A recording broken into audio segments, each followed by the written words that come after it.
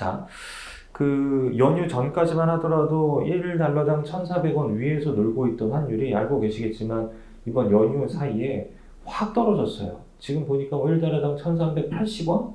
뭐 이 정도에서 유지가 되고 있더라는 거죠. 굉장히 큰 폭으로 떨어진 거잖아요. 3, 40원이 떨어진 거니까. 그러면 왜 갑자기 이렇게 환율이 급격히 하락을 했느냐? 이게 하나의 거시경제 현상이 되는 거예요. 근데 환율이 뭐지? 환율이 그 영문으로 뭐예요? exchange rate잖아요. 여러분들 금융이 뭐 있지? 금융? 자금의 융통. 통화량이 뭐였죠? 유통되고 있는 화폐의 량. 그럼 이제 환율이 뭐냐면은 교환 비율의 약자란 말이야. 근데 뭐의 교환 비율이냐 하면은 이 나라 화폐와 저 나라 화폐의 교환 비율이더라 이거지. 예를 들어서 환율이 뭐 1달러당 1,380원이다 라는 건 우리나라 돈 1,380원과 미국 돈 1달러가 등가로 교환되고 있다는 걸 의미하는 것 아닙니까? 그러면 환율이라는 거시경제 변수가 지금 갑자기 등장한 건데 이 환율이라는 건 이 나라와 다른 화폐 단위를 사용하고 있는 다른 어떤 나라 사이에 거래가 있었기 때문에 형성되는 개념이지 않을까요? 이 나라가 사용하는 화폐 단위는 원화고 저 나라가 사용하는 화폐 단위는 달러화인데 왜 이 나라 원화랑 달러화가 교환되는 일이 생기겠냐 이거야. 예를 들어서 우리나라가 저 나라 물건을 가져다 써. 그럼 그것에 대한 대가를 지불해야 되는데 나는 원화로 주려고 했더니만 저쪽에서 아니 달러로 줘라고 하면 우리는 어쩔 수 없이 달러로 지불해야 된단 말이지. 그러면 나는 손에 얼마 뭐를 쥐고 있는데 몇 원을 쥐고 있는데 이걸 뭐로 바꿔서 달러로 바꿔서 지불해야 된단 말입니다.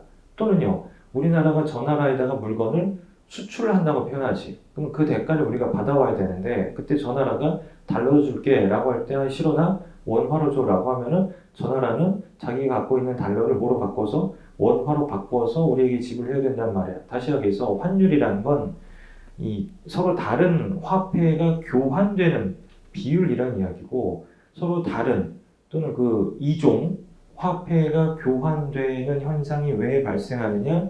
국가 간의 거래가 있었기 때문이라는 이야기야. 그리고 이제 또 다시 돌아가서 환율이라는 건 서로 다른 화폐가 교환되는 비율이라고 했으니까 이처럼 서로 다른 화폐가 교환되는 뭐가 있겠어? 시장이 있겠지. 그런 시장을 가리켜서 우리가 외환 시장이라고 이야기를 한다고요. 그러면 외환 시장에서 자 외환 시장에서 수량 역할을 담당하는 게 뭘까요? 얼마나 많은 외환이 거래되고 있느냐라는 거잖아요. 이걸 이제 foreign exchange라고 이야기할게요. 외환 거래량. 그 다음에 이 외환 시장에서 가격 역할을 하는 게 바로 외환의 가격이 될 것 아닙니까? 근데 가만히 생각을 해봐. 환율이 1달러당 1,420원에서 1달러당 1,480원으로 하락했죠. 이건 사실상 1달러라는 외환의 가격이 1,420원에서 1,380원으로 하락한 거나 마찬가지라고 표현할 수 있을 거란 말입니다. 좀 유치하지만 이 환율이 뭐야? 달러의 가격이라고 생각하시면 돼. 환율이 하락한다는 건 달러의 가격이 하락한다는 이야기고 환율이 상승한다는 건 달러의 가격이 비싸진다. 이렇게 표현하면 되는 거니까 여기 이제 가격이 와야 되는 축이잖아. 여기 뭐를 올리면 되는 거예요? 바로 그 환율, exchange rate를 올리면 된다는 이야기야. 그러면 이제 이 외환을 하나의 상품처럼 생각을 해보면 그 외환에 뭐가 있을 것이고 공급이 있을 것이고 외환에 수요가 있을 거란 이야기야. 이때 이제 외환의 공급과 외환의 수요가 일치하는 수준에서 소위 뭐가 형성돼? 균형 환율이 형성된다는 이야기인데 지금 저 균형 환율이 1,420원에서 1,380원으로 떨어졌다는 이야기잖아. 즉, 이 외환 시장이 만들어내는 환율이 이렇게 내려갔다는 건데 이건 둘 중에 하나겠지. 외환의 공급이 늘어나서 얘가 이렇게 움직였기 때문이거나 아니면 외환의 수요가 줄어들어서 이 외환의 수요 곡선이 이렇게 움직였기 때문이거나 이 둘 중에 하나일 거란 이야기예요. 이해되시죠? 자, 그럼 도대체 그 이유가 어디 있을까를 우리가 그냥 간단하게라도 생각을 해보면은요. 뭐 뉴스에서 계속 나오는 이야기가 뭐냐면은 이제 아무래도 이 미국이 여러 나라들에 대해서 무역 수지 적자를 기록을 하고 있죠. 무역 수지가 적자라는 게 무슨 뜻인지 미국 입장에서 무역 수지가 적자라는 게 미국 입장에서 어떤 나라한테 물건을 팔아서 벌어들이는 돈에 비해서 그 나라 물건들을 가져다 써서 지출하는 돈이 더 많다는 이야기야.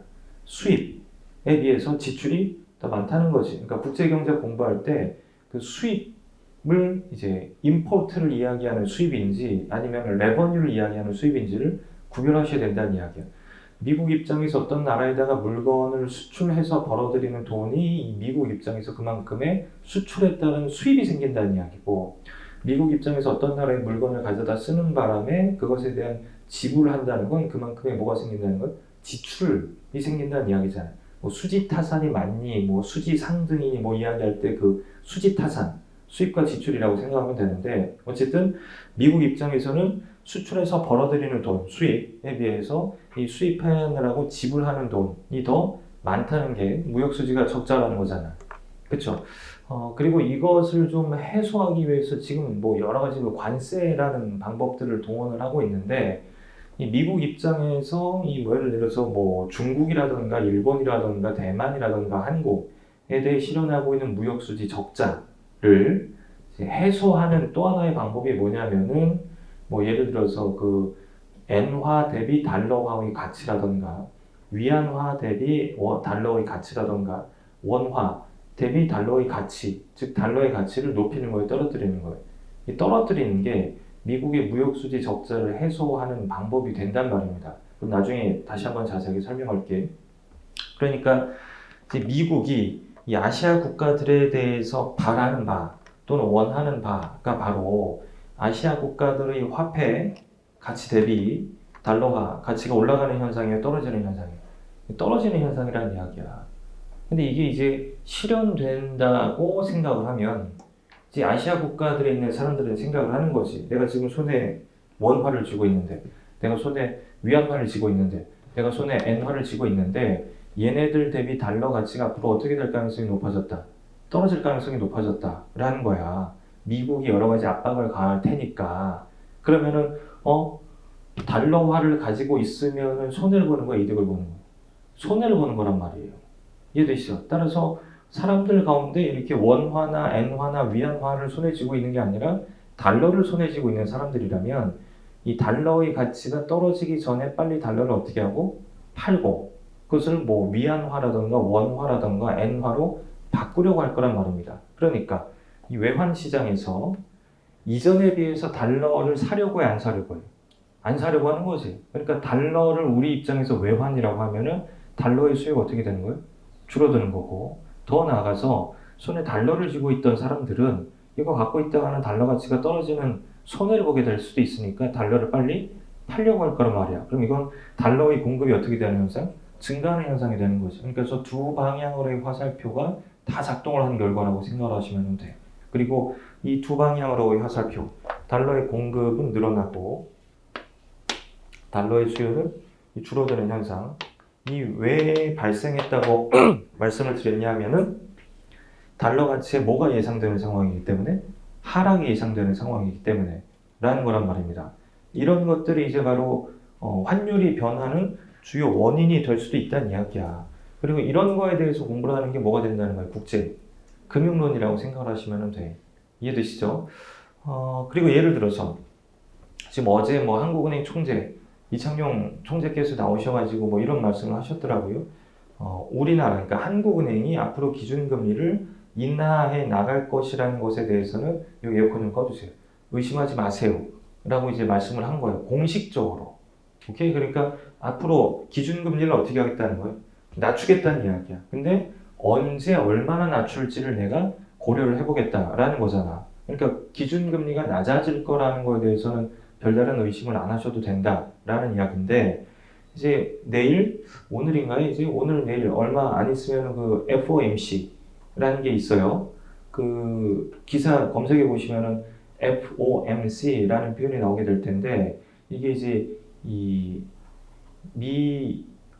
뭐라고 표현을 해야 되나? 그 공개시장위원회라고 표현을 하거든요. 그러니까 Federal Open Market 뭐 Committee라고 이야기해서 그 FOMC, 그러니까 우리나라로 치면은 금융통화위원회라고 생각을 하시면 돼요. 다시 하기해서 미국의 기준금리를 결정하는 기관이 FOMC라고 생각하시면 되는데, 지금 우리나라가 뭐 이번 달 기준금리를 인상한다, 인하한다 뭐 이런 이야기가 나오듯이 이제 미국이 기준금리를 인하할 것인지 인상할 것인지 동결할 것인지에 관한 이야기가 뭐 하루 이틀 안에 나올 거란 이야기야. 근데 대부분의 경우가 지금 뭐 기준금리를 그냥 유지하지 않겠냐 뭐 이런 기대를 하고 있을 거란 말입니다. 자, 미국은 금리를 현행 수준에서 계속 가지고 가는데 만약에 우리나라가 금리를 낮춘다면 그냥 상식적으로 생각을 해봐. 내가 돈을 가지고 있는 사람인데 이 돈을 미국에 빌려줄 때 받을 수 있는 이자에 비해서 상대적으로 한국에 빌려줄 때 받을 수 있는 이자가 어떻게 되는 거예요? 줄어드니까 자본이 움직이기 시작할 거라. 어디서 어디로 움직일까요? 한국에서 미국으로 움직이겠지. 간단한 논리야. 자본은 뭘 쫓아서 움직여? 일단 수익률을 쫓아서 움직이는데 그 수익률의 대표적인 것이 바로 뭐예요? 이자율 내지는 금리란 말입니다. 그러면 미국의 금리는 그대로 유지가 되는데 우리나라의 금리만 떨어지게 되면 이건 상대적으로 미국이 더 매력적인 투자처가 된다는 이야기니까 자본이 미국으로 나간다는 이야기야. 그럼 우리나라 입장에서 봤을 때는 우리나라에 와서 돌아다니고 있던 달러들이 나 이제 미국으로 돌아갈래 라는 현상이 생긴다는 거니까 이 외환 시장에서 어떤 일이 생길까요? 나 지금까지 한국에서 돌아다닐 때는 한국에서 돌아다녀야 되니까 원화라는 옷을 입고 돌아다니고 있었는데 나 이제 미국으로 돌아갈래. 그러니까 이 옷을 뭐로 갈아입혀줘? 달러로 갈아입혀줘 라는 현상이 생긴다고. 그러니까 외환 시장에서 달러에 대한 뭐가 늘어나는 거야? 수요가 늘어나는 거야. 그럼 이제 달러에 대한 수요가 늘어나면 달러의 가격은 싸져 비싸져? 비싸지는 거고 이게 환율이 어떻게 되는 거예요? 상승하는 현상이 된다고요. 그럼 이제 진정되고 있는 환율이 다시 상승하는 압력이 생길 수 있는데 환율이 상승하면 좋은 것 아닙니까? 라는 생각 충분히 할 수 있어요. 왜 이런 생각을 할 수 있느냐 하면은 자 지금 현재 환율이 뭐 1달러당 1,500원이라고 할게요. 환율이 1달러당 1,500원이면요. 우리나라 입장에서 생각을 하자고 우리나라에서 1,500원이라는 가격에 팔리는 어떤 물건이 있어. 근데 이제 이 물건을 생산해서 판매하는 기업이 이걸 미국에도 한번 팔아볼까라는 생각을 하게 되면 이 물건을 들고 미국에 건너가서 물건을 팔 때는요. 그 물건의 가격표에 몇 원이 붙어 있으면 안 되고 몇 달러가 붙어 있어야 될 거란 말입니다. 그러니까 이 물건이 미국에서 팔릴 때는요. 이 달러로 표시 한 가격이 얼마가 되느냐? 1달러가 될 거란 말이에요. 지금 1달러당 1,500원이니까 우리나라에서 1,500원짜리 물건이라면 미국에서 얼마에 팔려도 돼? 1달러에 팔려도 된다는 이야기예요. 그럼 이 기업 입장에서는 이 물건을 우리나라에 팔아도 1,500원 손해질 수 있고 미국에서 팔아도 1달러 손해진 다음에 이걸 얼마로 바꿔서 1,500원을 바꿔서 똑같이 1,500원을 줄 수 있을 테니까 아시겠죠? 자, 근데 만약에 환율이 예컨대 1달러당 예를 들어서 이해하기 편하게 보여드리는 거예요. 3,000원으로 하락하는 걸 상승하는 걸 상승하게 되면 자 우리나라에서 1,500원이라는 가격에 팔리는 이 물건들요 미국에서 얼마에 팔더라도 0.5달러에 팔더라도 내가 이걸 0.5달러 받고 팔아. 그리고 0.5달러 들고 외환시장에 나가면 얼마로 바꿀 수 있지? 1,500원으로 바꿀 수 있는 거잖아. 뭔 얘기인지 아시죠? 환율이 이렇게 된 상황이라면요. 내가 우리나라에서 1,500원의 가격으로 판매하는 물건을 미국에서는 0.5달러까지 가격을 내릴 여력이 생긴다는 이야기잖아요. 그래도 이거 원화로 한 사람의 손에 얼마 주는 건 마찬가지니까. 1,500원 주는 건 마찬가지니까. 그럼 이제 어떤 일이 생기느냐? 내 입장에서는 이 물건을 한국에 팔아도 하나당 1,500원, 미국에 팔아도 하나당 1,500원 손해 줄 수 있는 상황인데 희한하게 미국에서 물건이 더 팔리는 현상이 생기지. 물건을 구입하러 갔던 미국 어떤 소비자가 있는데 저번 달까지만 하더라도 한국에서 건너온 물건의 가격이 얼마였는데 1달러였는데 이번 달에 가보니까 이게 반값으로 떨어져 있잖아. 그럼 수요법칙 생각해 보시면 될 거 아닙니까? 가격이 하락하니까 이 물건에 대한 뭐가 늘어나는 거예요? 수요량이 늘어나는 거예요. 그러니까 이 기업은 갑자기 미국에서 좀 더 갖다 달라는 주문을 받게 되는 거고 이게 바로 이 기업의 뭐가 늘어나는 현상이야. 수출이 늘어나는 현상이 된다는 이야기야. 그럼 이 기업 입장에서는 이 물건이 미국에서 더 팔리니까 예를 들어서 예전에는 이거 10개 판매하던 게 이거 몇 개 판매하는 거예요? 20개 판매하는 현상이 생긴다고 해봐. 그러면은 요거 미국에 팔아서 획득하는 판매 수입 얼마야? 달러로 치면은 10달러지. 이거 미국에 팔아서 획득하는 판매 수입 얼마? 달러로 치면 10달러 그대로지만 뭐로 환산하면? 원화로 환산하면 2배가 되는 거잖아. 기존의 판매 수입에 비해. 그러니까 이 기업 입장에서는 판매액이 늘어나는 거야. 매출액이 늘어난다는 이야기야. 그러니까 우리가 흔히들 환율이 상승하면 누구에게 유리해진다? 수출 기업에게 유리해진다. 1차적인 건 뭐야? 환율이 상승하면 미국 현지에서 팔리는 달러 표시 가격을 높일 수 있어, 낮출 수 있어. 낮출 여력이 생긴다는 거고, 내가 미국 현지에서 팔리는 내 물건의 달러 표시 가격을 낮출 수 있다는 것은 그 현지에서 다른 물건들과 경쟁을 할 때 가격 경쟁력이 제고되는 현상이라고 생각하시면 된다. 그럼 당연히 더 많이 팔리게 될 테니까. 그러니까 아까로 다시 돌아가서 지금 미국은 금리를 그대로 밀고 가겠다는 건데 우리나라가 금리를 만약에 낮추게 되면 돈이 외화 자본이 우리나라에서 유출되는 현상이 생긴다는 거고, 이거는 외환 시장에서 이 외환에 대한 뭐가 늘어나는 현상이야? 수요가 늘어나는 현상이라고 말씀드렸잖아. 야, 나 지금 원화 옷 입고 돌아다니고 있는데 이거 뭐로 갈아입혀줘? 달러 옷으로 갈아입혀줘. 나 돌아갈래 라는 거니까 달러에 대한 수요가 늘어나는 거고, 그럼 환율이 어떻게 되는 거예요? 상승하는 거지. 그럼 환율이 상승하면 우리나라 수출에 도움되는 거 아닙니까? 맞아요. 수출에 도움이 되는 건 맞아. 근데 그건 말고도 다른 효과들이 있다는 이야기야. 2가지 효과를 말씀드릴게요. 첫 번째는 뭐냐면은 환율이 이렇게 상승을 하면은요, 미국 현지에서 1달러에 팔리는 어떤 미국 물건이 있어. 근데 이게 원래 우리나라에 들어올 때 원화 표시 얼마에 팔리고 있었을까요? 1,500원에 팔리고 있었다는 이야기야. 다시 이야기하면요, 미국 물건 중에 1달러짜리 물건을 우리가 가져다 쓰려면 우리나라 돈 얼마를 지불해야 된다는 거예요? 1,500원을 지불해야 된다는 건데, 이제는 그 물건을 쓰려면 우리나라 돈 얼마를 지불해야 된다는 거예요? 3,000원을 지불해야 된다는 이야기야. 그러니까 저번 달까지만 하더라도 미국에서 건너온 물건 가격에 이제 얼마라고 붙어 있었는데 1,500원이라고 붙어 있었는데, 이번 달에 가보니까 그 수입 상점에 똑같은 물건이 이제 가격이 3,000원으로 올라 있더라 이거잖아. 이게 바로 뭘 의미하느냐? 물가가 올라간다는 이야기야. 이해되시죠? 지금은 이제 최종 소비재 이야기만 하고 있는데, 이렇게 수입되는 애들 중에서 상당 부분은 또 뭐냐면은 이거 가지고 최종재 만들어내는 데 필요한 부품이라던가 원자재라던가 재료 뭐 이런 것들이란 말이지. 근데 이런 것들의 수입 가격이 어떻게 되는 거예요? 싸죠, 비싸죠? 비싸진단 말이야. 그럼 그거 갖고 뭔가 만들어내는 기업들 입장에서는 똑같은 물건인데 저번 달에 비해서 더 많은 비용을 들여가면서 투입을 해야 되니까 생산 비용이 늘어나게 되는 거고, 생산 비용이 늘어나면 이거 다시 뭐로 회수하고자 하겠어요? 내 물건의 가격을 높이는 행위를 통해서 회수하고자 할 거란 말입니다. 이런 식으로도 또 물가가 상승하는 현상이 생길 수 있다는 이야기야. 이건 좋은 게 아니잖아. 수입 물가가 상승해서 우리나라 물가가 상승하는 현상. 그 다음에 이제 또 어떤 문제가 생기느냐 하면, 우리나라의 어떤 은행이 환율이 이러할 당시에 예를 들어서 10,000불을 차입을 한 거예요. 그러니까 이 은행 입장에서는 자신이 갚아야 될 돈이 얼마가 있는 거예요? $10,000가 있는 거죠. 내가 갚아야 될 돈을 뭐라고 이야기하지? 부채 내지는 채무라고 이야기를 하는데, 내가 갚아야 될 돈인데 외국에 대해 외화로 갚아야 될 돈을 가리켜서 외채라고 이야기를 하는 거예요. 외국에 대해 가지고 있는 빚을 외채라고 하는데, 보통 외국에 대해 가지고 있는 빚은 달러로 갚아야 될 빚이라고 생각을 하면 돼.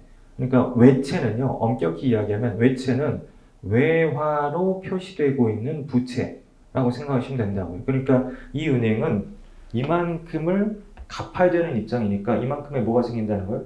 외채가 생긴다는 건데, 자, 이만큼을 빌렸어. 근데 그거 가지고 우리나라에서 뭔가를 사용하기 위해 뭐로 환전하는 거예요? 원화로 환전하는 거야. 그랬더니만 손에 얼마를 주게 되는 거예요? 이 1,500원에다가 만 곱하면 될 거 아닙니까? 그럼 이제 1,500만 원을 손에 쥐게 되는 거잖아. 그럼 이거 가지고, 예컨대 은행이니까 누군가에게 대출해 주는데 썼다고 해볼게요. 이해되시죠? 이 은행이 미국에게서 이만큼의 돈을 빌려올 때 환율이 저랬고, 그리고 이만큼의 돈을 미국에서 빌렸으니까 그 미국에다가 뭘 줘야 돼? 이자를 줘야 돼. 근데 그때 미국 이자율을 예컨대 뭐 아이스타라고 해볼게요. 또는 뭐 알스타라고 하셔도 돼. 얘가 뭐 3% 정도 된다고 할게요. 근데 우리나라에서 내가 이 돈을 누군가에게 빌려주잖아. 근데 빌려줘서 뭘 받는 거예요? 이자를 받는 건데 그때 우리나라 이자율, 뭐 R이라고도 하고 I라고도 해볼게. 얘가 뭐 5% 정도 된다고 할게. 그럼 결국 얼마의 이자로 돈을 빌려다가 3% 이자로 돈을 빌려다가 얼마의 이자로 돈을 빌리는 거예요? 5% 이자로 돈을 빌리는 거니까 얼마의 차익을 누릴 수 있어? 2%의 차익을 누릴 수 있잖아. 이런 현상을 가리켜서 캐리 트레이드라고 이야기한다고. 돈을 저쪽에서 이쪽으로 가져와서 이자 차익 거래를 하는 현상을 캐리 트레이드라고 이야기한다고요. 그러니까 굉장히 오랜 기간에 걸쳐 일본의 기준금리가 얼마였어요? 0이었지. 0에 가까울 정도로 금리가 낮았단 말이야. 그러니까 일본에서는 돈 빌릴 때 이자 부담이 거의 없는데 이렇게 거의 무이자로 엔화를 빌려다가 이거를 뭐로 바꿔서 달러로 바꿔서 미국에다가 빌려주는 행동을 했단 말이에요. 미국에서는 이자를 그래도 한 4% 5%를 받을 수 있었으니까 이게 바로 엔 캐리 트레이드였단 말입니다. 어쨌든 다시 자, 이런 우리나라 은행 중에 이런 은행이 있었단 말이야. 근데 이제 빌려올 당시에 내가 1년 뒤에 갚을게 라고 이제 만기 1년짜리로 돈을 빌려왔어. 그래서 이제 1년이 지났어. 그래서 내가 이제 갚아야 돼. 별 문제 없다고 이제 생각을 하는 거지. 뭐냐면은 내가 이건데 이제 이자는 좀 잊으시고요. 얼마를 갚아야 되니까? $10,000를 갚아야 되니까 생각하기에 이 1,500만 원을 들고 외환시장에 나가면 이걸 얼마로 바꿔서? $10,000로 바꿔서 이거 상환하는 데 쓸 수 있을 줄 알았잖아. 그래서 이제 1,500만 원을 들고 외환시장에 나갔더니만 환율이 이렇게 돼 있는 거야. 그 사이에 환율이 이렇게까지 상승을 해버린 거야. 그러면 나는 1,500만 원을 들고 외환시장에 나가잖아요. 그럼 그걸 통해서 교환받을 수 있는 달러가 $10,000가 아니라 얼마가 되는 거야? 그 절반밖에 안 되는 5,000달러에 불과하다는 이야기야. 근데 나는 갚아야 될 돈은 얼마야? $10,000잖아. 그럼 나는 어디선가 원화로 표시했을 때 얼마를 더 조달해야 돼? 1,500만 원을 더 조달해야 된다는 이야기. 이게 뭐냐면은 분명히 내가 달러 빚을 빌려올 당시만 하더라도 이게 원화로 치면은 한 1,500만 원 정도 되는 돈이었는데 이제 달러 빚을 갚으려는 상황에 가서 보니까 이게 원화로 치니까 거의 2배에 가까운 3천만 원이 돼버리는 현상이 생긴다는 거잖아. 그러니까 환율이 상승하는 게 그냥 좋은 효과만 가져오는 건 아니란 이야기예요. 소위 외채를 가지고 있는 경제주체들 입장에서 봤을 때는요. 그 외채를 상환하기 위해 필요로 하는 원화의 크기가 늘어나는 현상이니까 원화로 표시한 부채 규모가 어떻게 되는 현상? 증가하는 현상이 생긴다고. 근데 만약에 이 은행이나 또는 이게 기업이라고 할게 어디선가 추가로 얼마를 조달해야 되는데 1,500만 원을 조달해야 되는데 이거를 조달하지 못할 수도 있다는 이야기야. 그럼 결국 내가 얘한테 갚는 돈은 빌린 돈이 얼마밖에 안 되는 절반밖에 안 되는 5,000달러가 되는 거고요. 그럼 이게 이제 소문이 나기 시작한다고. 미국 사람들 사이에. 쟤 한국에 돈 빌려줬는데 절반이나 떼먹혔대. 잠깐만. 나도 돈 빌려줬는데? 어떻게 하지? 나는 별 문제 없을 줄 알았는데? 야, 그럼 너도 빨리 가서 더 이상 만기 연장 안 되고 갚으라고 해. 무슨 일이 생길지 어떻게 알아? 이런 일이 생긴다고. 다시 하기해서 이런 일만 없었더라면 야, 내가 1년 더 빌려줄게. 1년 더 빌려줄게. 뭐가 가능한 상황이었을 텐데. 만기. 연장이 가능한 상황이었을 텐데 이런 일이 생기면은 야, 미안한데 나 이번에 만기 연장 안 될 것 같아. 돈 갚아라고 해버리는 거야. 그럼 이제 돈 빌려간 쪽에서는 나름대로 좀 기대를 하고 있었거든. 설마 갚으라고 하겠어? 지금까지 보니까 계속 만기 연장해서 거의 10년까지도 갔었는데 라고 넋놓고 있다가 갑자기 갚으라고 해버리니까 부랴부랴 어디에 뛰어나가는 거예요? 원화 들고? 외환시장에 뛰어나가야 되잖아. 내가 갚아야 되는 거는 몇 원이 아니라 몇 달러니까. 그럼 이제 외환시장에서 뭐에 대한 수요가? 달러에 대한 수요가 더 늘어. 그럼 환율이 더 상승해. 악순환이 시작되는 거예요. 그럼 이제 돈을 못 갚는 경제주체들이 더 많이 생겨나게 되는 거고 이게 그 유명한 외환위기예요. 그러니까 환율이 상승하는 게 마냥 좋은 현상만은 아니라는 걸 여러분들께서 좀 알고 계셨으면 좋겠어. 오케이? 왜 그런지 모르겠는데 뭐 예를 들어서 환율이 상승하면 뭐 우리 수출에 좋다 뭐 이런 이야기 틀린 이야기는 아니야. 아까 봤다시피 환율이 상승하면 우리의 수출 가격 경쟁력 입장에서는 좋은 현상이 되니까. 근데 그것에 비해서 부정적인 효과들도 굉장히 많고 중요한데도 그게 잘 언급이 안 되는 경향을 우리가 보게 돼요. 왜인지는 저도 잘 모르겠지만 우리나라 소위 대기업 또는 재벌이라고 불리우는 그 기업 집단은 거의 다 수출 기업이거든. 그리고 수출 기업들 입장에서 봤을 때는 뭐가 필요하겠어요? 환율의 하락, 상승이 필요할 거란 말이야. 그러니까 그런 뉘앙스가 있어서 그런지 모르겠는데 어쨌든 환율이 상승하는 게 무작정 좋은 일만은 아니다. 그러니까 지금 미국이 오늘 내일 이제 금리를 결정할 텐데 그것을 보고 우리나라도 금리를 어떻게 할 것인지를 결정을 하겠다는 이야기를 어제 한국은행 총재께서 하신 것 같다. 인하할 거는 확실하다. 근데 미국이 만약에 이번에 기준금리를 동결하면 그 상황에서 우리가 무리하게 기준금리를 인하했다가 기껏 조금씩 환율이 진정되고 있는데 이게 다시 상승해버리는 문제가 생길 수도 있으니까 좀 상황을 지켜보면서 행동을 하겠다라는 겁니다. 이런 것들을 공부하는 게 국제금융론이라고 생각을 하시면 돼. 그래서 이제 정리를 좀 할게요. 국제경제는 크게 두 덩어리로 구별이 된대. 국제무역론과 국제금융론. 한마디로 말해서 국제금융론은 개방거시경제론이다 라는 거예요. 오케이? 그건 이제 그때 가서 다시 한번 자세하게 살펴보도록 하고 이제 오늘 우리가 공부를 시작해야 되는 내용은 국제무역론이란 말이야. 국제금융론이 국제경제학의 거시 분야라면 국제무역론은 국제경제학의 무슨 분야다? 미시 분야다라고 아까 말씀을 드렸는데 이게 잘 와닿지 않는단 말이야. 이 국제무역론이 국제경제학의 미시 분야라는 거는 별 의미가 없는 이야기일 수도 있고요. 이렇게 생각을 하시면 돼. 국제무역론이 뭐냐라고 물어보잖아요. 그럼 이렇게 대답하면 돼. 무역에 관한 분석이다 라고 대답하시면 돼. 오케이? 국제무역론은 국가 간에 이루어지는 무역 현상에 대한 분석이다 라고 대답을 하시면 된다는 이야기예요. 그러면 국가 간에 이루어지는 무역 현상에 대한 분석이 구체적으로는 뭐냐라고 하면은 일단 들으세요. 첫 번째가 뭐냐면은 무역을 왜 하는지에 대한 대답을 해줘야 되는 거예요. 아니 A국과 B국이 지금 무역을 한대. 무역을 한다는 건 어떤 한 나라 입장에서 무언가를 수출하고 무언가를 뭐 한다는 걸 수입한다는 건데 예컨대 제가 이렇게 그림을 그리면 A국은 B국에 대해 X제를 뭐하고 수출하고 Y제를 B국으로부터 수입하는 무역을 하고 있다는 이야기야. 자, 이런 게 이제 무역인데 첫 번째 물음이 뭐냐? 무역을 왜 하냐 이거야. 이건 다시 하기 위해서 무역을 꼭 해야 돼? 라는 물음이나 마찬가지지. 무역을 안 한다는 건 뭐 한다는 거예요?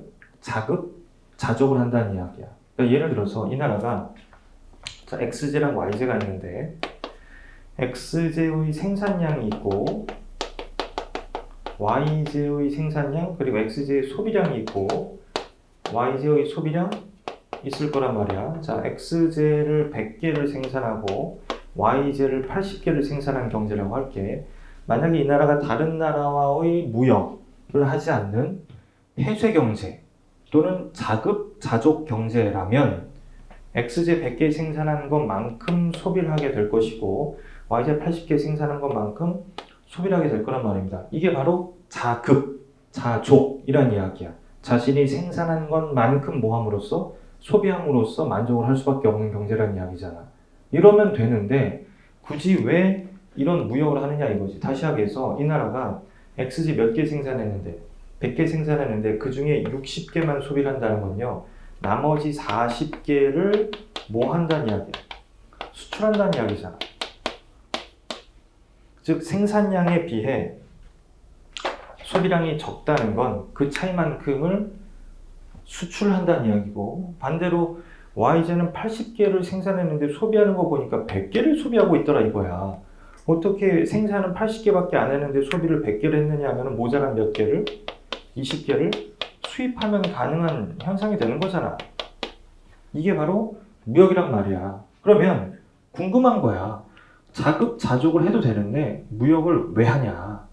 무역이 발생하는 이유가 뭐냐? 오케이? 그랬더니만 뭐라고 이야기하느냐? X제 100개 생산하고 Y제 80개 생산해서 X제 100개 소비하고 Y제 80개 소비하는 상태 있지. 로부터 이 경제가 누리는 효용이 있을 거야.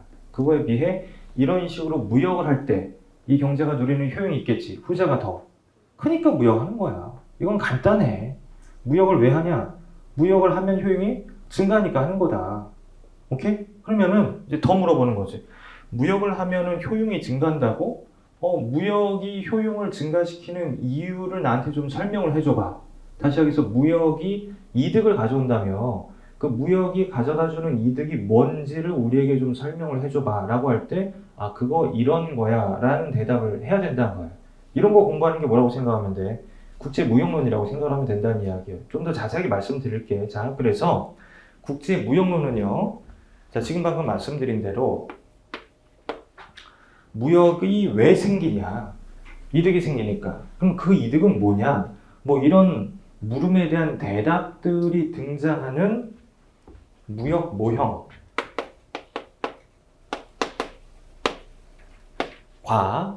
또 한 덩어리 어떤 걸로 구성이 되느냐 하면은요. 자, 이 무역 모형으로 등장하는 게 이제 오늘부터 배우겠지만 뭐 리카도 무역 모형, 핵시올린 무역 모형, 산업내 무역 모형 여러 가지 무역 모형들이에요. 근데 그 무역 모형들의 결론이 뭐냐면은 아까 힌트 다 드렸어.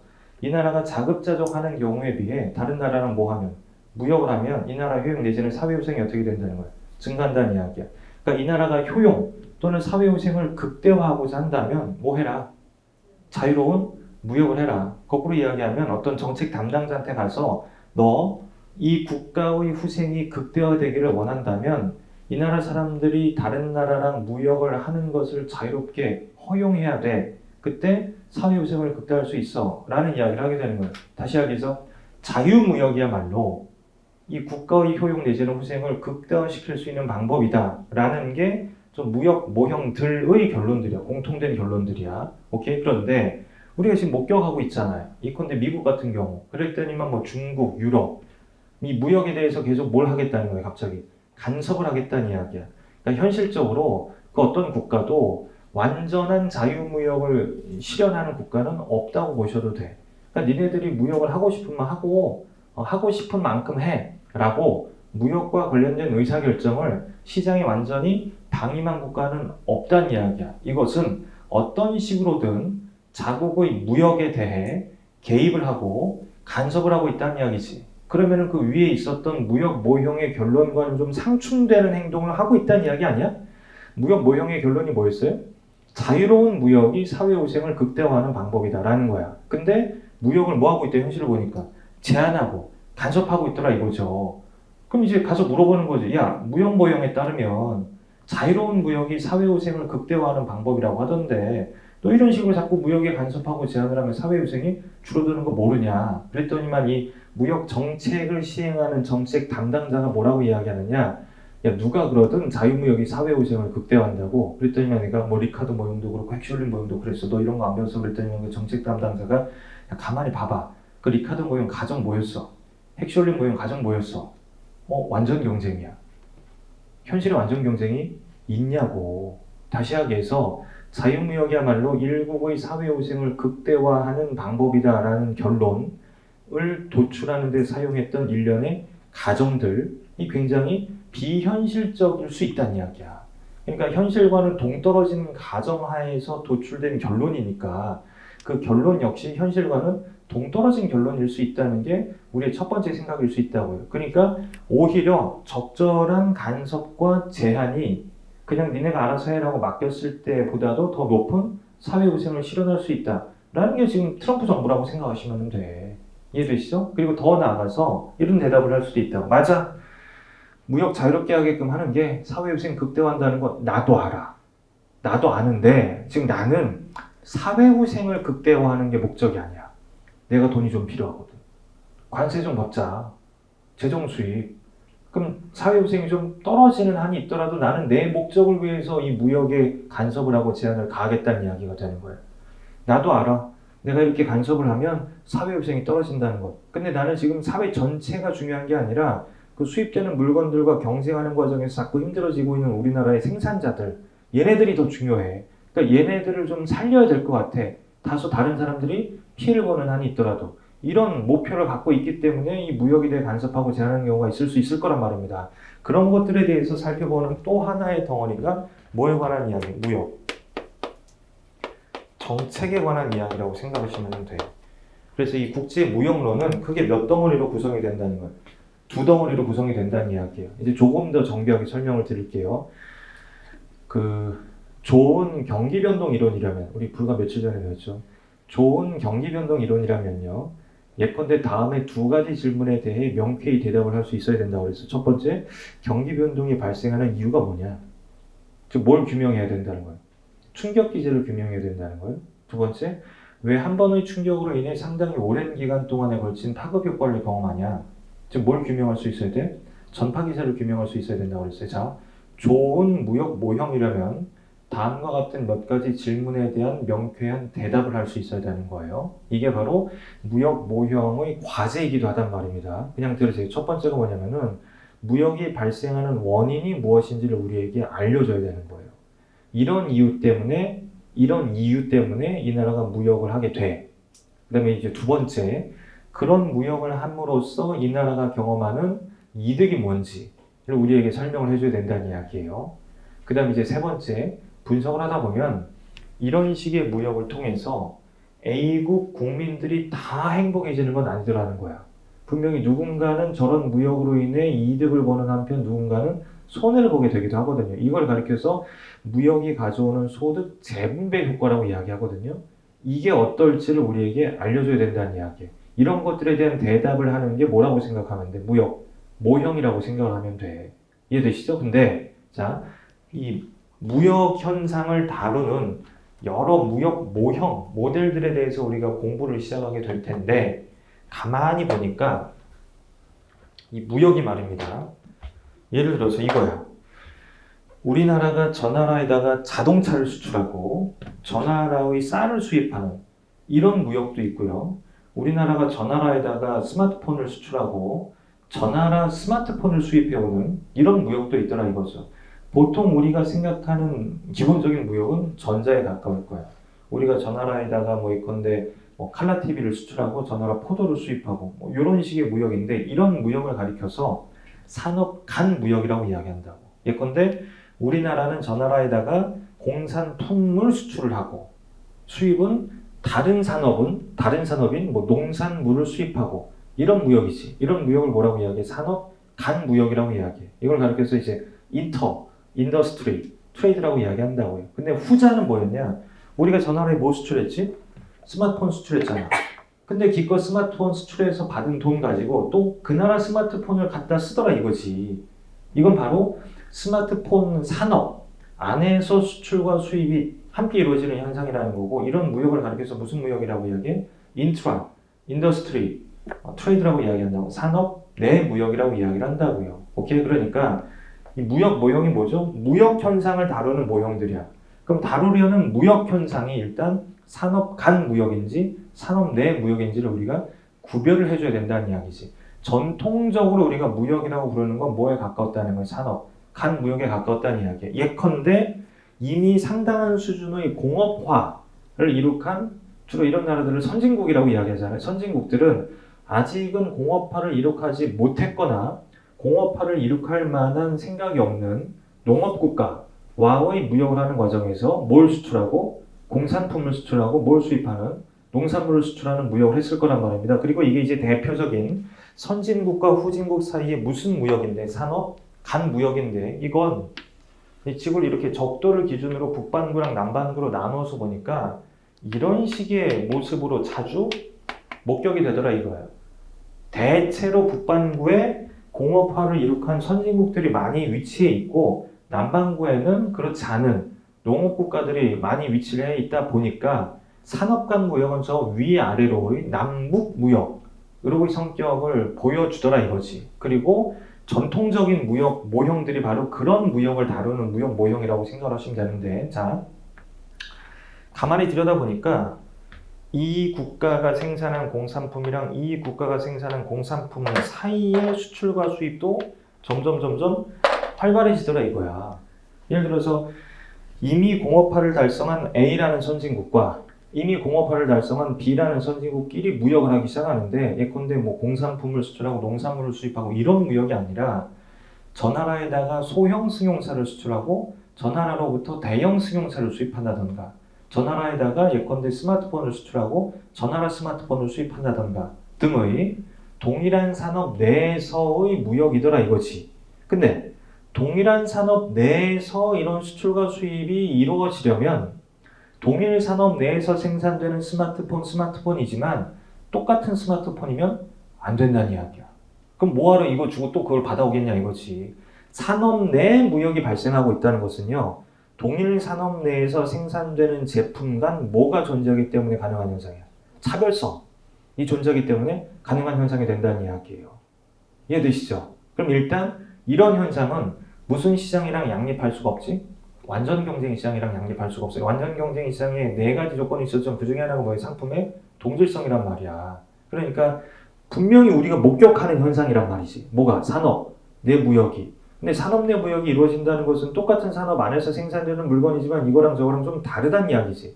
그럼 지금 이 생산물 시장 또 이 상품 시장은 무슨 시장일 수 없다는 이야기지. 완전 경쟁일 수 없다는 이야기지. 그러니까 불완전 경쟁 시장을 가정하고 이 모형이 출발을 하게 될 텐데 불완전 경쟁 시장에는 독점이 있고 가점이 있고 독점적 경쟁이 있는데 이 세 가지 불완전 경쟁 시장 중에서 동일 산업 내에서 생산되는 상품 간 차별성을 굉장히 중요한 가정 또는 두드러진 특징으로서 사용하는 시장이 독점적 경쟁 시장이었어요. 그러니까 산업 내 무역을 설명하는 모형들은 다들 약속이라도 한 것처럼 시장 형태를 뭐로 가정하고 독점적 경쟁으로 가정하고 시작을 하더라 이거예요. 이해되시죠? 좀 더 현실적인 이야기를 해드릴게. 산업 내 무역이 가능하기 위해서는요.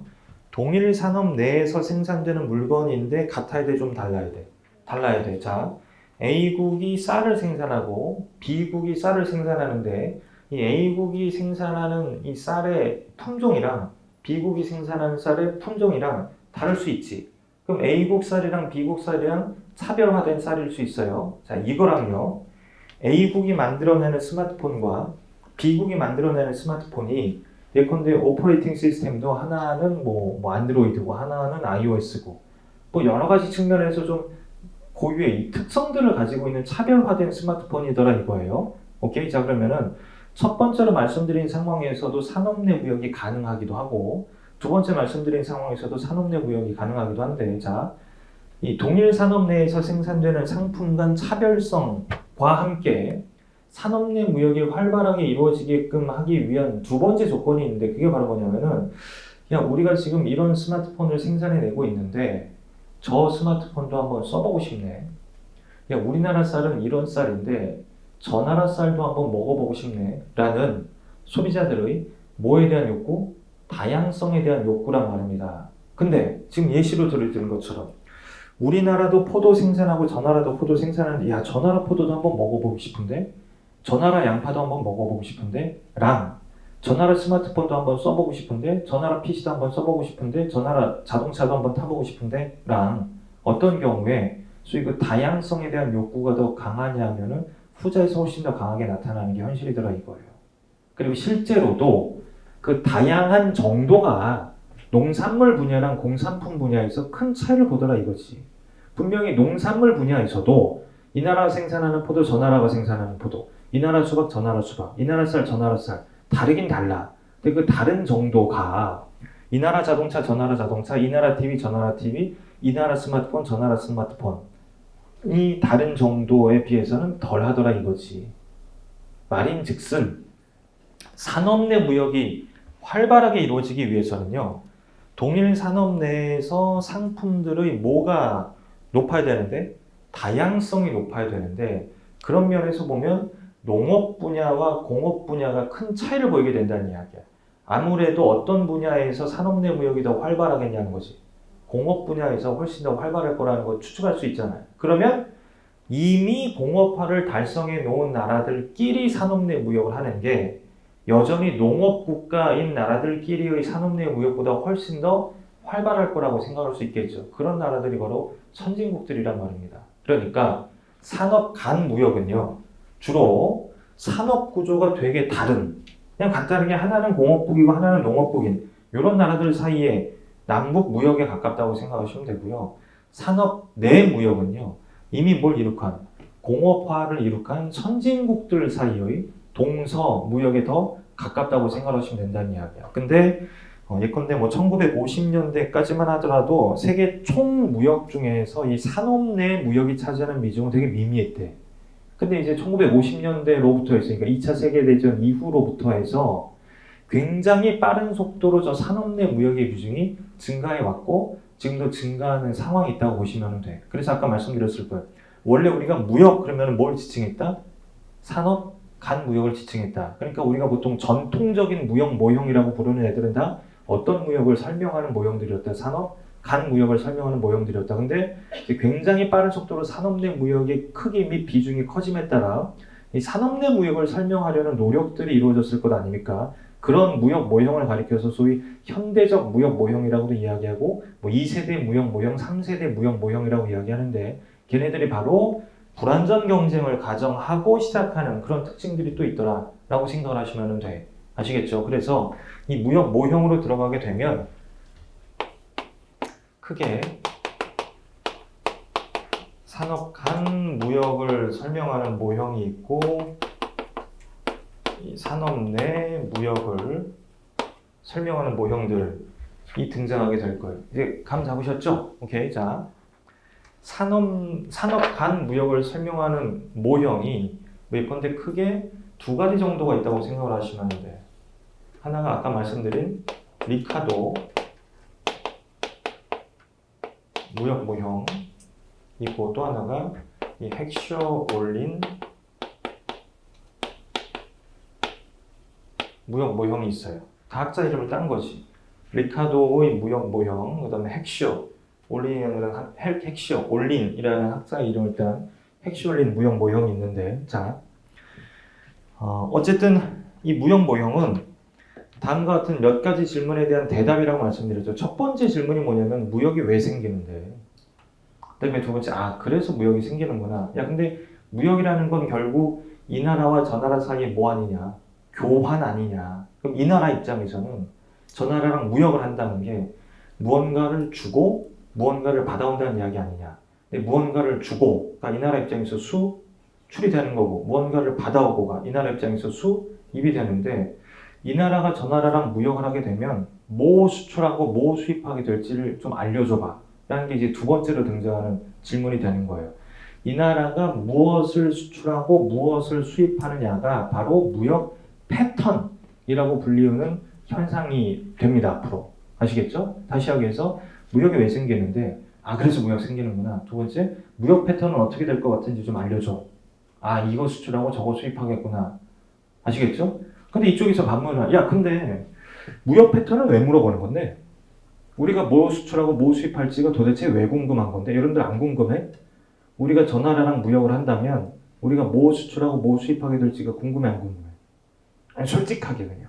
안 궁금해도 돼. 근데 이제 궁금할 법도 하죠. 왜 궁금하냐 하면 우리가 저 나라에 수출을 한다는 건요. 저 나라에서 이 물건을 쓰고 싶어 한다는 이야기야. 그러니까 우리가 무언가를 수출한다는 건 우리가 만들어내는 물건에 대해 저 나라가 수요를 형성한다는 이야기거든. 그럼 당연히 이전에 비해서 이 물건의 뭐가 늘어날까? 생산이 늘어날 거예요. 수출해야 되니까. 그럼 이 생산이 늘어나는 과정에서 이쪽 산업에서 뭐가 늘어날까? 일자리가 늘어나. 그러니까 이 수출 산업에서 종사하는 노동자들은 이전에 비해 월급이 어떻게 될까? 올라가고 수출 산업에서는 일자리가 늘어나는 현상이 생길 거예요. 근데 뭔가를 또 뭐 한대? 수입한대지. 왜 수입할까? 우리나라 사람들이 그걸 갖다 쓰고 싶어 해서야. 왜 갖다 쓰고 싶어 했을까? 우리나라 게 마음에 안 들거든. 그러니까 무언가가 수입이 된다면 그 수입되는 물건과 경쟁하는 국산품이 있을 거란 말이지.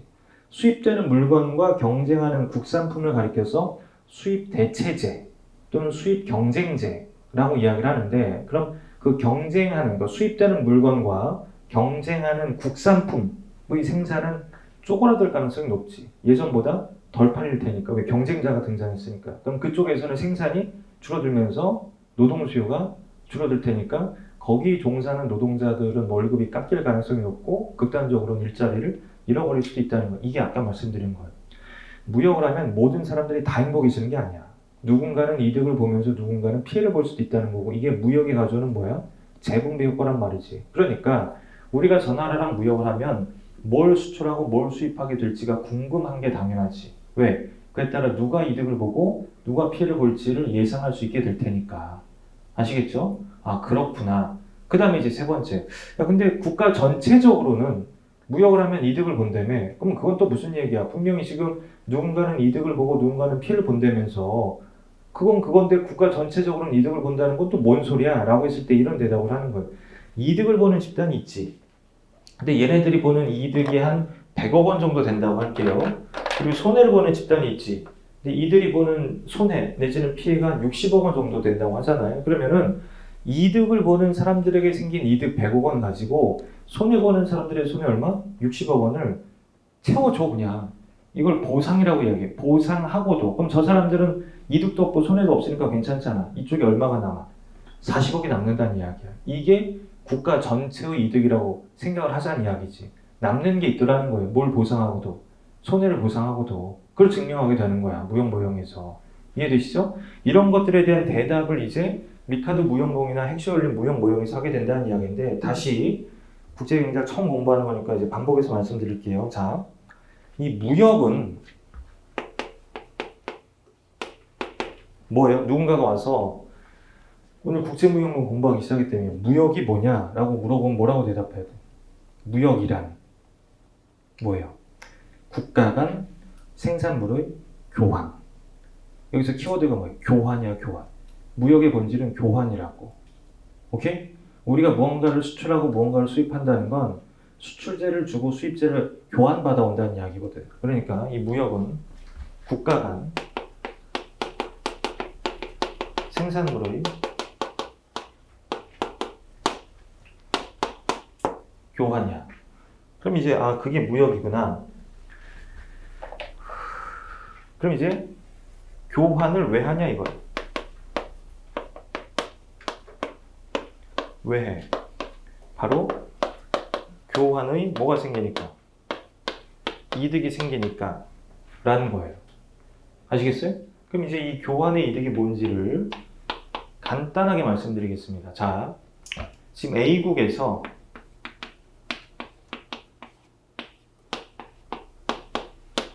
얘가 1이야. B국에서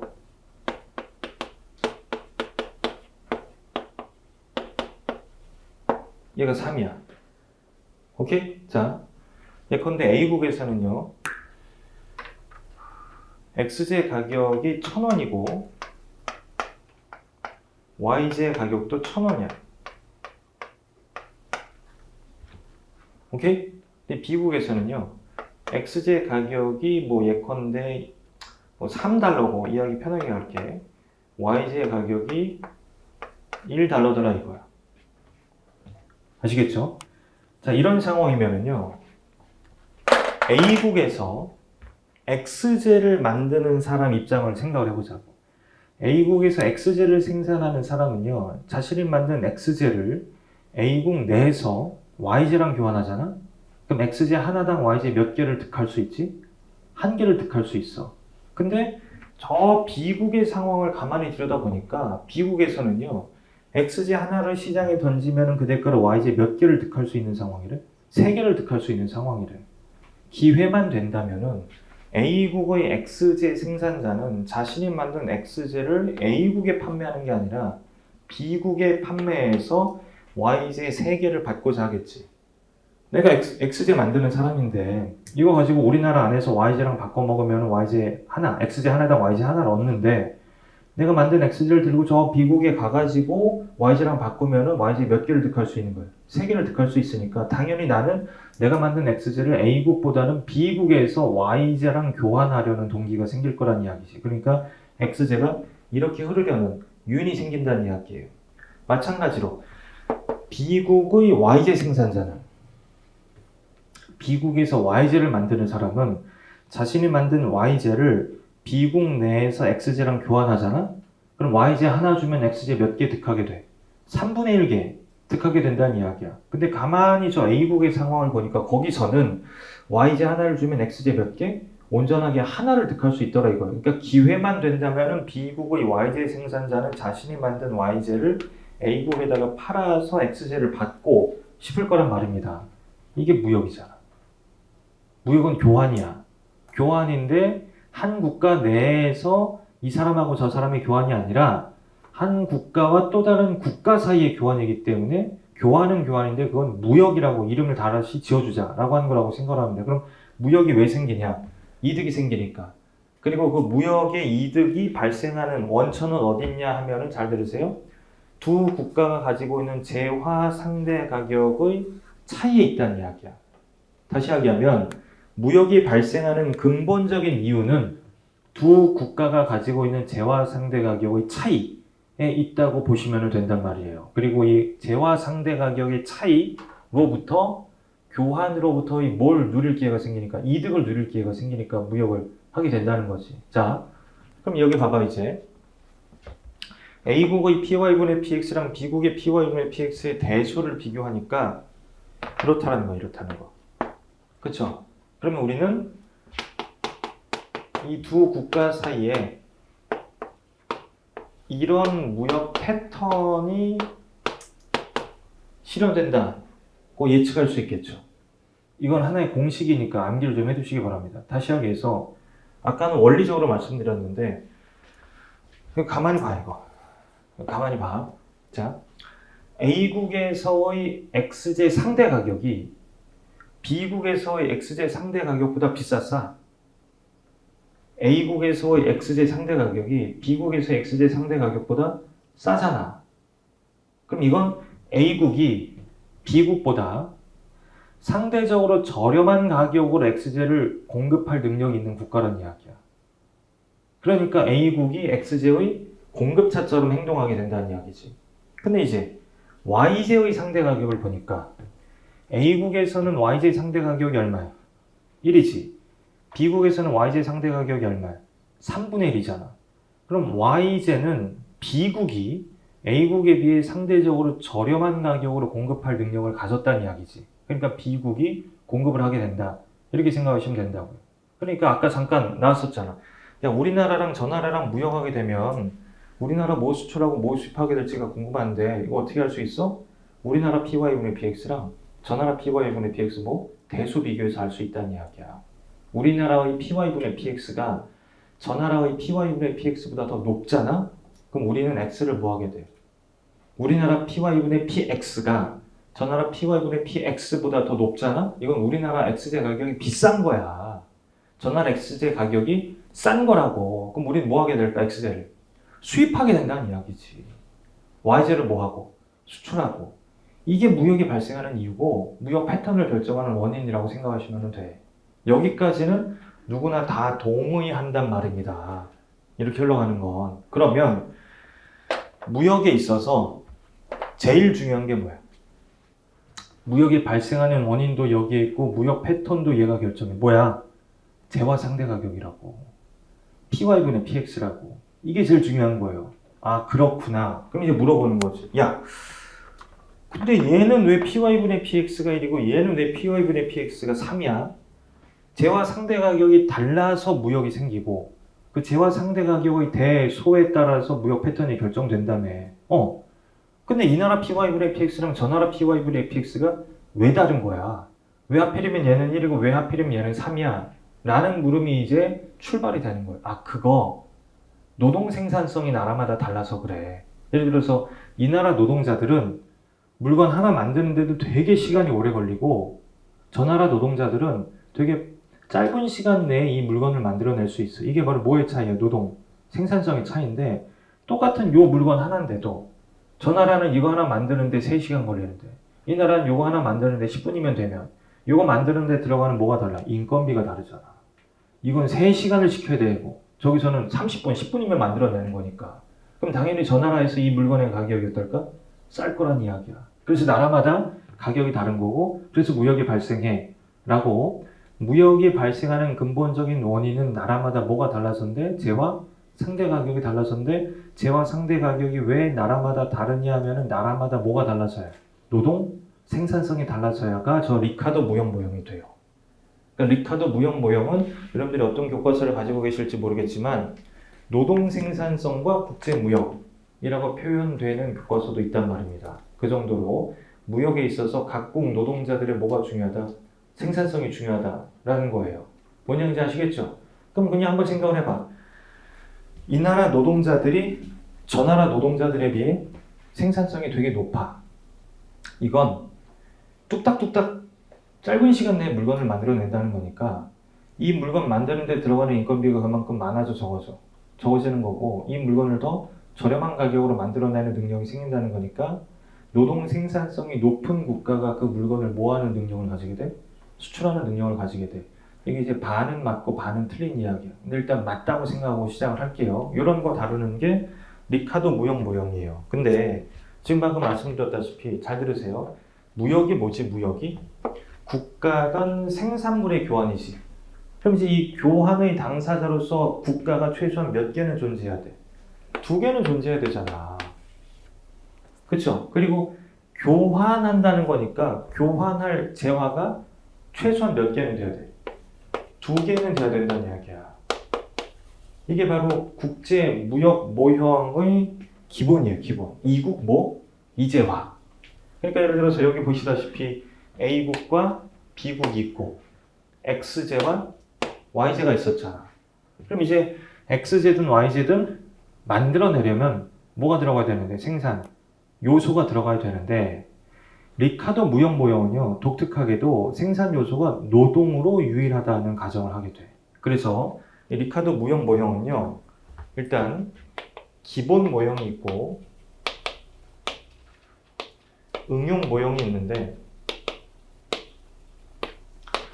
얘가 왜 기본 모형이라고 불리우느냐 하면은 이국 몇 제화?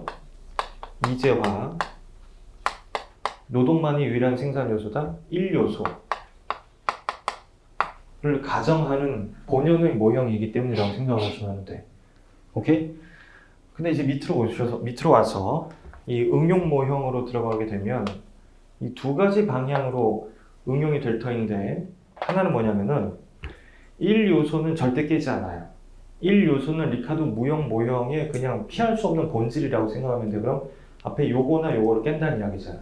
지금까지는 A국, B국 2국가만 있다고 했는데 현실적으로는 이렇지 않잖아. A, B, C, D, F, G 수십 개, 수백 개의 국가들이 무역을 한단 말입니다. 그러니까 다국, 만을 다짜 써서 이재화 1요소 모형으로 바꾸기도 해. 근데 이번에는 또 여전히 국가는 A국과 B국이라고 가정을 하고 근데 둘 사이에 주거니 받거니 이루어지는 재화가 X제, Y제 2 종류이진 않잖아. 수십 가지, 수백 가지잖아. 그러니까 이국 다재화 1요소로 변형하기도 하더라. 요걸 이제 우리가 반복이 될 거예요. 그래서 한 번은 이쪽을 변형하는 거고 또 한 번은 뭐 이쪽을 변형하는 거다. 이렇게 알아두시면 되겠네. 오케이? 요거 가지고 이제 무역에 대해서 공부를 하게 될 텐데 자, 또 하나 말씀드릴게. A국이 있어요. 그리고 B국이 있어. 지금까지는 2 나라가 무역을 안 하고 있었어요. 이런 상태를 뭐라고 이야기해?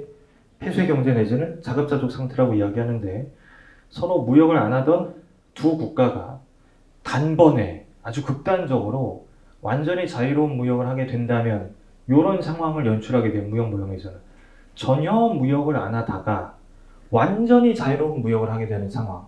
그럼 어떤 변화가 생기느냐 이걸 우리가 분석을 하게 될 텐데 2 국가 사이에 자유무역이 실현된다는 건요. 지금까지는 서로 분리되어 있던 2 나라의 생산물 시장이 사실상 하나의 생산물 시장으로 통합된다는 이야기야. 그러니까 이 나라 X제 생산자들은 자신이 만든 X제를 얼마든지 자유롭게 이 나라뿐만 아니라 저 나라에도 팔 수 있다는 이야기고 Y제도 마찬가지가 된다는 거니까 자 자유무역의 또 다른 표현이 뭐냐 하면은 생산물 시장의 완전한 통합이라고 생각하시면 된다고요. 그러니까 통합된 시장이 하나 생기겠지. 오케이? 그러면 그런 상황은 이런 그림보다는 이렇게 표현하는 게 더 와닿을 거예요. 이게 이제 A국 시장이고 그 다음에 이게 뭐 B국 시장이야. 2 국가의 이 마켓 사이즈가 같을 필요는 없으니까 지금까지는 얘가 서로 이렇게 분리돼 있었어. 넘나드는 게 불가능했어. 자유무역이 뭐야? 이거 퍼펙트 인테그레이션이 된다는 이야기야. 그럼 이제 이 통합된 시장에서는요. X제 가격이 하나로만 존재해야 된다는 이야기야. 다시 하기해서 조금 전에 제가 뭐라고 말씀드렸냐? 이 나라의 PY분의 PX는 얼마고? 1이고 이 나라의 PY분의 PX는 얼마라고 했어? 3이라고 했잖아. 여기서의 상대 가격은 1, 여기서의 상대 가격은 3이었는데 두 나라가 자유무역을 하면 더 이상 이쪽은 1, 이쪽은 3 이럴 수가 없다는 이야기야. 어떤 하나의 PY분의 PX가 생겨나는 거잖아. 사실상 저 통합된 시장이니까. 뭔지 아시겠죠? 그 통합된 시장에서의 PY분의 PX를 보통 그냥 세계 상대 가격이라고 이야기를 해요. A국과 B국으로 구성된 세계 경제가 자유무역을 해버리면 그냥 세계 경제가 하나의 시장을 만들어버리는 거니까 그 세계 시장에서 형성되는 상대 가격이 있을 텐데 얘는 뭐와 뭐 사이에 있겠죠. 가만히 생각을 해봐. 이게 이제 A국이 무역 이전에 가지고 있던 재화 상대 가격이야. 근데 A국이 X제를 수출하고 Y제를 수입하는 무역을 할 유인을 느끼려면 내가 만든 X제를 우리나라 안에서 Y제랑 교환할 때에 비해서 그 무역을 통해서 Y제랑 교환할 때 더 많은 Y제를 득할 수 있어야 될 거 아닙니까? 이게 바로 무역 이전에 상대 가격 1이었다면 무역 이후에 내가 직면하게 되는 상대 가격은 1보다는 어때요? 커야 무역을 할 유인이 생긴다는 이야기잖아. 마찬가지야. B국도 내가 무역하기 전에 가지고 있던 재화 상대 가격이 얼만데? 3인데 무역을 통해서 Y제를 수출하고 X제를 수입하는 무역을 할 유인이 있으려면 내가 만든 Y제를 우리나라 안에서 X제랑 바꿔 먹을 때 손에 줄 수 있는 X가 몇 개인데? 3분의 1개인데 이거보다는 더 많은 X제를 내 손에 쥐어주는 무역이어야 내가 무역을 할 유인이 있는 것 아니냐. 그럼 결국 이 세계 상대 가격이 3보다는 어떨 때? 작을 때 무역이 실현된다는 이야기잖아. 그러니까 아마도 자, 두 가지예요. 첫 번째, 무역 이전에는 두 나라의 생산물 시장이 서로 분리되어 있기 때문에 이 나라 가격, 저 나라 가격 따로따로 형성되는 게 어찌 보면 자연스러운 현상인데 무역을 한다는 건 서로 분리되어 있던 두 나라 생산물 시장을 하나의 생산물 시장으로 통합한다는 이야기니까 통합된 시장에서의 가격 하나로 말 그대로 통일이 될 거란 말이죠. 근데 그 통일될 가격은 원래 가격들 사이에 있을 것이다 라는 거라고요. 여기 두 번째 이야기야. 뭔지 아시겠어요? 자, 근데 얘가 뭐 2.8인 경우를 생각해 보자고. 다시 하기해서 A국이 원래 갖고 있던 재화 상대 가격이 얼마였지? 1. B국 건 얼마지? 3. 근데 두 나라가 무역을 통해 통합된 세계시장을 만들어냈더니만 그 통합된 세계시장이 만들어내는 상대 가격이 얼마래? 2.8이래. 그럼 얘는 무역을 하기 전에 비해서 큰 차이를 보이는 상대 가격에 직면하게 되는 거고 얘는 무역을 하기 전에 비해서 별로 차이가 안 나는 상대 가격이 직면하게 되는데 그냥 통박 굴려봐요. 무역이 왜 생긴다고? 내가 만든 거 우리나라 안에서 교환하는 비율하고 저기 나가서 소위 무역할 때 교환하는 비율하고 같아서야 달라서야. 그럼 이게 많이 다르면 많이 다를수록 무역하고 싶은 마음이 클까 작을까? 크겠지. 왜? 이득이 크니까. 만약 이런 상황이라면은 무역으로부터 이득이 주로 누구에게 갈까? A국에게 간다는 이야기야. 그거 기억을 하셔야 된다고. 무역을 왜 하냐 이거지. 우리나라 안에서 지금 PY분의 PX가 요건데 저 나라랑 무역을 한다면 내가 이 정도의 PY분의 PX로 교환할 수 있을 것 같아. 이게 다르니까 무역하는 거잖아. 이 다른 정도가 클수록 나는 무역을 하고자 하는 동기나 유인이 커진다는 이야기야. 그러니까 잘 봐요. 얘가 1이고 얘가 3일 때 얘는 결국 1과 3 사이 어디선가 존재하게 될 거예요. 그래 무역을 하고 있을 테니까. 거꾸로 볼게. 두 나라가 아까와 같은 이런 무역을 하고 있다면 아마도 통합된 시장에서의 상대 가격이 있죠. 얘는 뭐와 뭐 사이에 있다는 증거야. 1과 3 사이에 있다는 증거야. 그러니까 이런 무역을 하고 있겠지. 아시겠죠? 근데 무역을 함으로써 두 나라가 모두 이득을 획득한다 하더라도 얼마나 많은 이득을 획득하느냐가 좀 편중될 수도 있는 거야. 저 PY분의 PX가 A국 거에 가깝잖아? 1에 가깝잖아? 그럼 누구는 무역 이득을 별로 못 누려? A국은 별로 못 누린다는 거야. 반대로 이 값이 저 B국 거에 가깝잖아? 그럼 누구는 이득을 별로 못 누린다? 비고금 별로 못 드립니다. 이게 왜 헷갈리냐고. 내 거랑 다르니까 무역을 하는 거잖아. 그럼 다르면 다를수록 무역하고 싶은 마음이 강해진다는 이야기잖아요. 이해되시죠? 그러면 요 값이 1에 가까울지 3에 가까울지는 두 국가에게 굉장히 중요한 관심사이지 않을까? 그게 결국 내가 무역을 한다면 얼마나 많은 이득을 누리게 될지를 결정하는 애니까. 그럼 결국 얘는 누가 결정하느냐 이거지. 다시 시작해서 얘의 뭘 살펴봐야 돼 이제? 결정 원리에 대해서 살펴봐야 되는 거예요. 저건 이제 누가 결정하는지 그걸 우리가 분석을 해야 된다는 이야기예요. 아시겠죠? 그런 것들을 공부하는 거라고 생각하시면 돼. 이 무역 모형들이. 근데 그 과정에서 이런 가정을 깔고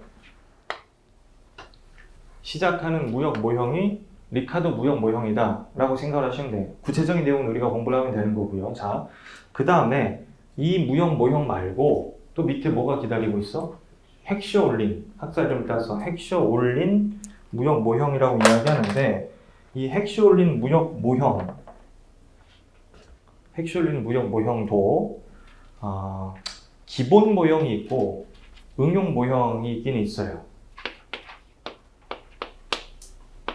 기본 모형이 있고 응용 모형이 있는데, 자, 기본 모형은요, 이구 이제화에다가 생산 요소로서 노동뿐만 아니라 뭐를 등장시켜? 그죠? 자본도 등장시켜. 우리가 늘 배워왔듯이. 그래서 이구 이제화 몇 요소? 이 요소를 가정한다는 이야기예요. 그럼 얘는 이제 뭔가를 바꾼다는 이야기잖아.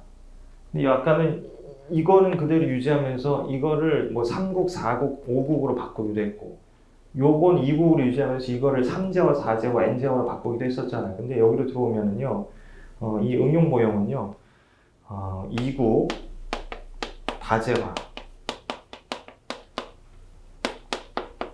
이 요소 요렇게 변형이 돼요.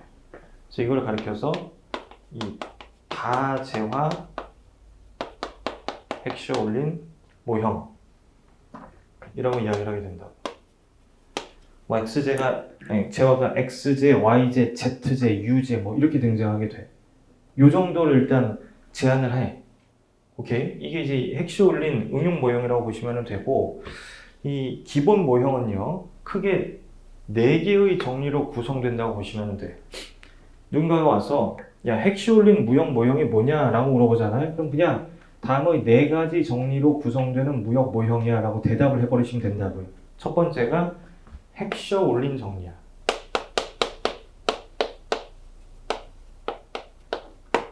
핵쇼 올린 기본 정리라고도 하고 핵쇼 올린 정리라고도 하고요.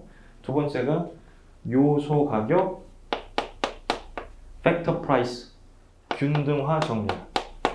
팩터 프라이스 이퀄라이제이션 티오렘이라고 해서 FPT 또는 요소 가격 균등화 정리라고도 이야기를 해요. 그 다음에 이제 세 번째가 스톨퍼 사멀슨 정리, SS 정리라고 이야기해요. 그다음에 이제 네 번째가 립진스키 정리. 그쵸? 보통 그 스키로 끝나는 이름이 등장하면 어느 쪽이야? 러시아 쪽이죠. 맞아요. 그 스키로 끝나는 경제학자 한 명 있었는데 슬로츠키 있었잖아. 그쵸? 아, 그 스키가 아니구나. 근데 그것도 이제 스펠링 보면 맨 마지막에 이렇게 끝나거든요. 어쨌든 자, 이 4가지 정리로 구성되는 게 핵쇼린 모형이라고 생각하면 되는데, 자, 다시 한번 좀 리뷰를 할게. 무역이 뭐지? 빨리 교환이야, 교환. 그쵸? 어버버하지 말라고. 그냥 교환이야. 자, 그럼 무역은 왜 생기지? 이 나라 교환 비율이랑 저 나라 교환 비율이 달랐어요. 그 교환 비율이 뭐야? 재화 상대 가격이요. 그럼 이 나라 재화 상대 가격, 저 나라 재화 상대 가격이 왜 다른데? 라고 할 때 이제 시작하는 거예요. 리카드 모형에서 뭐라 그래? 노동 생산성 때문이야. 핵쇼린 모형에 가면은요, 왜 이 나라는 저 나라에 비해서 얘 가격이 싸냐? 라고 하잖아? 이거 생산하는 비용이 싸니까야. 그럼 이거 생산하는 비용이 왜 싼데? 라고 하면은 생산 요소가 싸서 라고 하면 된단 말이야. 뭔 뜻이냐? 리카드 모형에서는요, 생산 요소가 뭐로 유일해? 노동으로 유리하지. 근데 이 핵쇼린 모형으로 오게 되면 생산 요소가 노동과 뭐가 등장해? 자본이 등장해. 그러니까 요거 만들 때 노동도 들어가고 자본도 들어간다는 이야기야. 그냥 대충 이야기할게. 얘는 특히 자본보다는 노동이 되게 많이 들어가는 재화야. 이런 애를 노동집약재라고 이야기한다. 얘는 노동보다는 기계 설비 같은 자본이 되게 많이 필요한 애야. 그럼 얘는 뭐 집약재라고 이야기해? 자본 집약재라고 이야기한다고요. 예컨대 자동차와 뭐 이제 신발 이걸 비교하면 자동차는 아주 전형적인 자본 집약재가 되고 신발은 걔에 비해서는 노동 집약재가 된다는 이야기인데 잘 들으세요. 얘가 노동 집약재잖아. 그럼 얘 생산하는 데 들어가는 비용의 대부분은 인건비야. 얘가 자본 집약재잖아요. 그럼 얘 생산하는 데 들어가는 비용의 대부분은 그 자본 비용이야. 뭐 땅 임대료라든가 공장 임대료라든가 기계 리스료라든가 이런 자본 비용이란 말이야. 그럼 이제 또 생각을 해봐. 이 나라가 저 나라에 비해서 노동이 굉장히 풍부한 국가야. 이걸 보통 노동풍부국이라고 이야기하거든요. 어떤 나라를 노동풍부국이라고 하느냐 하면 노동이 흔해. 즉 내가 생산하는 과정에서 노동을 투입해야 되는데 이 노동 쉽게 어디선가 구해올 수 있어. 이게 무슨 뜻이야? 노동의 가격이 비싸다는 거야, 저렴하다는 거야? 저렴하다는 거야. 자, 노동풍부국 말 그대로 노동의 가격인 인건비, 임금이 높은 낮음. 그럼 이 나라는요. 무언가를 생산하는데 생산 비용의 대부분이 인건비인 애의 생산에 있어서 불리할까 유리할까? 유리하겠지. 그게 노동집약재야. 증명해 드릴게 나중에. 자, 그럼 대충 이제 통밥을 굴려보자고요. 노동풍부국과 자본풍부국이 있어. 노동풍부국은 뭐 생산에 유리할까? 유리하다는 건 돈이 덜 든다는 이야기야. 노동풍부국은 뭐 생산에 유리할까? 노동집약재. 자본풍부국은 자본집약재. 그럼 그거를 더 싼 값에 판매할 능력이 있다는 이야기잖아. 비용이 덜 들어가니까. 그럼 그걸 뭐 할 능력이 생기는 거야? 수출할 능력이 생긴다는 이야기야. 이게 핵시올린 정리예요. 노동풍부국은 뭐 수출하고 노동집약재 수출하고 자본풍부국은 자본집약재 수출하는 무역이 이루어질 것이다. 그러니까 예를 들어서 우리나라와 독일을 비교해 볼게. 우리나라와 독일을 비교하면 독일에 비해서 우리나라는 뭐가 풍부한 나라야? 독일하고 우리나라를 비교하면 독일과 비교할 때 한국은 노동풍부국이 돼. 왜? 자본이 풍부하다고 볼 수는 없거든. 그럼 독일은 한국이랑 비교하면 뭐 풍부국? 자본 풍부국이 돼. 그럼 만약에 우리가 한국이 독일이랑 무역을 하게 되면 우리는 뭐 수출하지? 노동집약재. 뭐 수입해? 자본집약재 수입한다는 거야. 근데 우리가 칠레랑 비교하잖아요. 칠레랑 우리를 비교하면 우리가 어떤 포지션이 돼? 자본풍부국 포지션이 된다고. 그러니까 우리가 칠레랑 무역을 하면 뭐 수출해? 자본집약재 수출해. 자동차나 뭐 가전제품 같은 거 뭐 수입해? 노동집약재 수입한다는 이야기. 의류나 뭐 이런 것들. 아시겠죠? 이게 바로 뭐예요? 핵시올린 정리예요. 그러니까 리카도 무역 모형에서는 등장하지 않았던 또는 등장할 수 없었던 개념이 갑자기 등장하는 거예요. 뭐? 노동풍부국, 자본풍부국, 노동집약재, 자본집약재. 뭐 이런 개념들이라고 생각하시면 된다고요. 그리고 그걸 통해서 뭘 설명하는 거예요? 무역 패턴을 설명하는 거예요. 자, 그러면은요. 여기까지만 말씀드리고 잠깐 쉴게요. A국은 노동풍부국이라고 할게. B국은 자본풍부국이라고 할게요. 그 다음에 X제는 L집약재라고 할게요. Y제는 K집약재라고 할게요.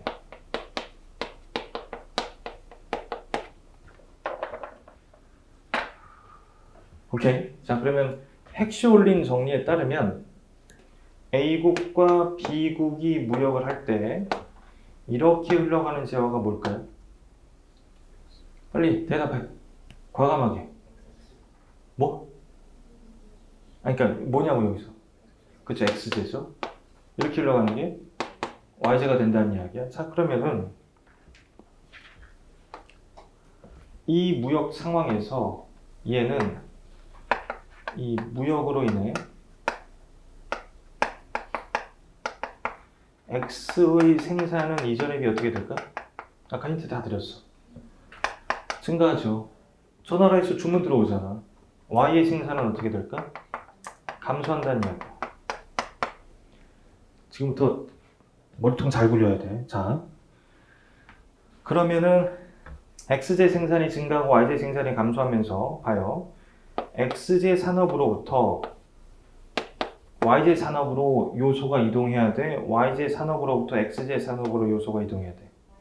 그래서 Y제에서 X제로 가져야 되잖아. 그래 여기 생산이 일어날 테니까. 이쪽으로 노동도 가고 자본도 가야 된다는 이야기야. 이때 문제가 생겨. 뭐냐면은요.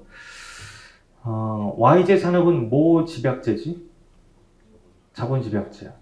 그러니까 Y제의 생산량이 줄어드는 과정에서 노동도 나오고 자본도 나올 거야. 덜 필요하니까. 근데 뭘 상대적으로 많이 쓰던 산업이지? 자본을 상대적으로 많이 쓰던 산업이니까 자본은 많이 나오고 노동은 상대적으로 적게 나오잖아. 이들이 어디로 가야 돼 이제? X로 가야 되는데 X는 정작 노동도 필요하고 자본도 필요하지만 뭐가 많이 필요하대? 노동이 많이 필요하대. 그럼 노동은요. 나오는 건 얼마? 안 되는데 필요한 건 많대. 그럼 노동은 남아 모자라. 모자라는 거야. 그럼 노동의 가격인 임금이 어떻게 되는 거야? 상승하는 거야. 반대로 여기 자본 많이 나와 조금 나와? 많이 나오지. 근데 정작 저쪽에서는 나 자본보다 노동 필요한데? 라고 별로 원하지 않더란 이야기지. 그럼 자본은 남아 모자라. 남는다고. 그럼 자본의 가격을 뭐 R이라고 할게. 이게 렌트 약자든 인터레스트 레이트 약자든 얘는 어떻게 돼? 떨어진다는 이야기. 그럼 결국 A국은요. 이 과정에서 R분의 W가 자 PY분의 PX가 재화 상대 가격이면 자 R분의 W는 뭐 상대 가격이라고 배웠어? 요소 상대 가격이라고 미시에서 배웠어요? 얘가 떨어져 올라가. 아니, 빨리 올라간다는 이야기야. 다시 하기 위해서 요거 보세요. 이게 의미하는 게 뭐냐면요. A국이 왜 노동풍부국이라고 불리우느냐 하면은 자본 가격에 비해 노동 가격이 비싸니까 싸니까. 근데 왜 B국이 자본풍부국이라고 불리우느냐 하면은 노동 가격에 비해 자본 가격이 싸니까. 그래서 이 분수값은 이렇게 대소일 거란 말입니다. 저런 두 나라가 무역을 하는 거잖아요. 그랬지만 얘는 어떻게 되는 거예요? 올라가는 거예요. 이게 막 올라오기 시작해 이렇게. 똑같은 논리로 B국의 상황을 여러분들이 스스로 생각을 해봐 좀. 오케이? 걔는 이렇게 떨어지기 시작할 거란 말이야. 그럼 이제 마치 우리가 어제 배웠던 솔로 모형에서 두 나라의 차이가 점점 좁혀지는 뭐가 생기듯이 점근 현상이 생기듯이 여기서도 원래 두 나라의 요소 상대 가격이 같아서 달랐지. 근데 무역 때문에 저게 비슷해지는 현상이 생긴다. 이걸 가리켜서 뭐라고 이야기해? 요소 가격 균등화 정리라고 이야기를 한다고요.